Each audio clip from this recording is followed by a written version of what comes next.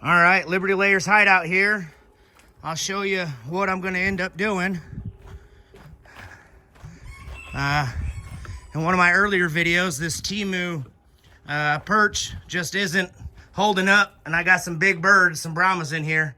So from this side to this side, I'm gonna put 5 runs and make them a new perch out of 2x4s. So I'm definitely not a building expert.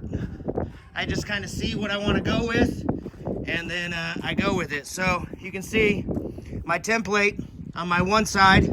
I cut 45s into both sides so I can get the wood in most of the way. I spaced them about 12 inches apart, and then I'm going to go ahead and screw them flush, and then I'm going to take this on the inside and I'm going to screw right through the fence pickets on the other side. So save me a little bit of wood using with what I have.